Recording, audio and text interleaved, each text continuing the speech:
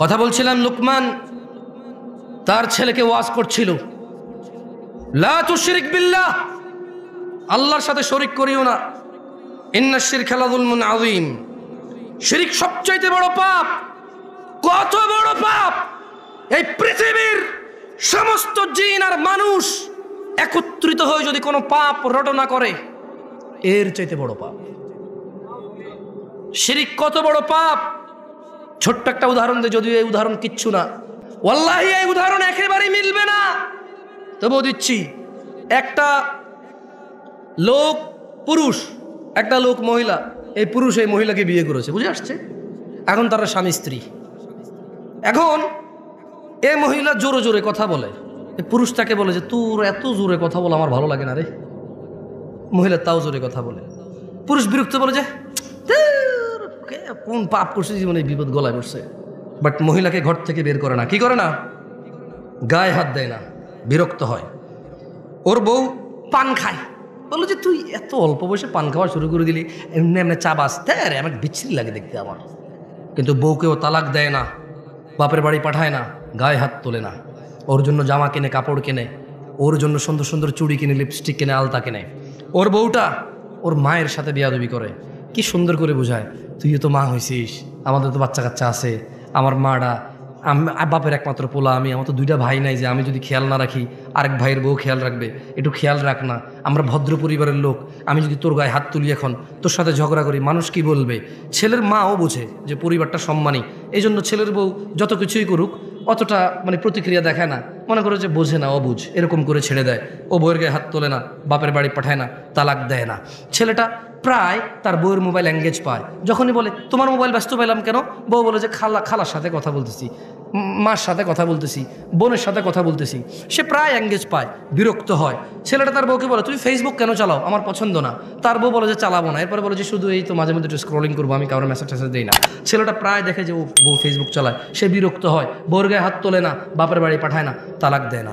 হঠাৎ যদি এই ছেলেটা ঘরে এসে দেখলো তার বউয়ের বিছানায় অন্য পুরুষের সাথে বউ শুয়ে আছে, এখন কি করবে সে?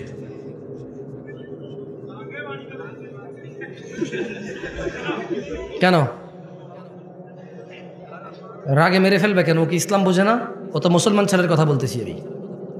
তুমি কোন ছেলে, তুমি কোন ধর্মের ছেলে? ইসলামে কোনো মহিলা পুরুষ ধরা পড়ে গেলে মেরে ফেলার তোমার বিধান আছে? সরকার মারবে? কে মারবে? কে মারবে? বিবাহিত মহিলাকে পাথর মেরে মেরে রজম করবে কে? জেনাকারী। কে রজম করবে? কে রজম করবে? তুমি তো গায়ে হাত দিতে পারবো না, তুমি ধর্ম বুঝো না তো। ও জট্টুক আছে, ওটুক নিয়ে মস্করা করো গজল গায়া গায়া, জট্টুক টুকটাক দেখা যায়, ওটুক নিয়ে মস্করা করো গজল গায়া, গান গায়া, সিনেমা নাটক কইরা, কৌতুক করে ধর্ম শিখাও। এখন সিনেমা করে দেখি তো, টেলিভিশনে আসে। একটা ইসলামের শিক্ষা কোরআন হাদিস দিয়ে আর হচ্ছে না, এবার নাটক করে শিখাইতে হবে। এই পর্যায়ে চলে গেছো তুমি। কেন মারবা? মেরে ফেলবা কেন? ওর বউ আরেকজনের সাথে শুয়ে আছে, তুমি মেরে ফেলবা কেন তোমার বউ? তোমার মেরে ফেলা বৈধতা আছে ওই মহিলাকে? বলে যে মেরে ফেলবার আগে ওকে তালাক দেওয়া বৈধতা আছে, ওকে বাপের বাড়ি পাঠিয়ে দেওয়ার বৈধতা আছে, মুসলমান শাসকের হাতে তুলে দেওয়ার বৈধতা আছে, যে বিচার হোক। আর বিচার হবে কেন? বিবাহিত মহিলা জানা করলো কেন? বিবাহিত পুরুষ জানা করলো কেন? ওর বিচার হবে, ওকে পাথর মেরে মেরে ফেলতে হবে। কে মারবে? শাসক মারবে, পুলিশ। এই দেশের যে পুলিশ আছে না, অথবা কোনো বাহিনী তৈরি হবে, সরকার তৈরি করবে। কে তৈরি করবে? হুজুর আমাদের দেশ সরকার। তো আমি তোমার দেশ নিয়ে কথাই বলতেছি, আমি কথা বলতেছি ইসলাম নিয়ে। আমি কি এখন বাংলাদেশকে হিসেব করে কথা বললে হবে? ইন্ডিয়া, পাকিস্তান, সৌদি আরব, ইরান, নেপাল, ভুটান নিয়ে কথা বললে হবে? আমি কথা বলতে হবে ইসলামের বিধান নিয়ে। এবার কি তোমার আছে আর কি তোমার নাই? যা তোমার আছে তা তুমি পাবা, আর যা তোমার নাই জব তুমি আল্লাহকে দিবা। আমি এখানে কি করবো? কি করার আছে, কি ক্ষমতা আছে আমার করার? এই তোমরা কি কথা বুঝো আমার? এখন এই ছেলেটা দেখলো তার স্ত্রী অন্য কারো বিছানায় শুয়ে আছে। আচ্ছা, এই যে তার মাকে কষ্ট দিল, এই যে মহিলা জোরে জোরে তার সাথে কথা বলে, এই যে মহিলা পান খায়, এই যে মহিলা সারা দিন ব্যস্ততা, মোবাইলে ব্যস্ত পায়, এই যে মহিলা ফেসবুক চালায়, ও কিন্তু তালাক দেয় নাই, দিছে? বলেন তো এবার ও রাখবে?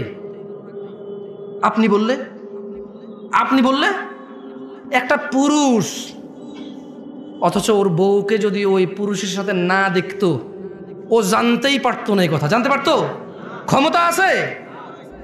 ধরেন ওর বউ একটা পুরুষের সাথে শুইল, ও 3 দিন পরে বাড়ি আসলো, ও ওর বউর সাথে শুইল, ওর কি বুঝার ক্ষমতা আছে ওর বউ আরেকজনের সাথে ছিল? আর জোরে জবাব দেন ভাই। যেই পুরুষ তার বউ যদি আরেকজনের সাথে শোয়, এরপরে সে যদি ওই স্ত্রীর কাছে যায়, যেই পুরুষের এতটুকু ক্ষমতা নাই বুঝার যে এই অন্য কারোর সাথে ছিল, ওই পুরুষ যদি দেখে আরেকজনের সাথে শুইছে, ও ঘৃণায় লজ্জায় রাগে ক্ষোভে দুঃখে ওকে পুরো পৃথিবীর বিনিময় দিলেও বলবো যে বউ আমি রাখবো না ভাই।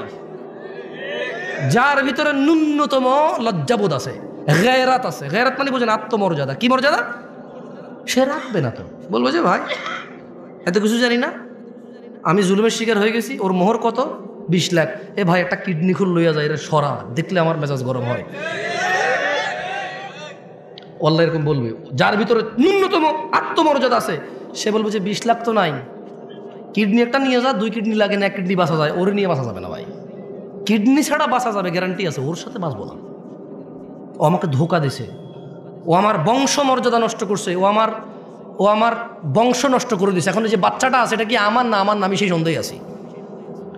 ও আমার আগামী প্রজন্ম ধ্বংস করে দিছে, আমার আগামী প্রজন্মের যে বাতি আমার, সে বাতি আমার কিনা আমি জানি না, আমি এতটা দুঃখে আছি। এবং যে নিষ্পাপ সন্তানটা আছে ওর ঘর থেকে হইছে, ওকে বিদায় করে দেওয়ার পর ওই বাচ্চাটাকে দেখলে আমার ওর কথা মনে পড়বে, আর আমি সন্দেহে থাকবো এটা কি আমার বাচ্চা না অন্য কারো। ওকে সরাও, কিডনি নিয়ে যাও, ওকে সরাও, 1 কিডনি দিয়ে বাঁচা যায়। ও আমার আগামী প্রজন্ম ধ্বংস করে দিছে, ও আমার বংশের বাতি শেষ করে দিছে, ওকে সরাও। সেই জায়গায় শিরিক আল্লাহ কিভাবে মাফ করে?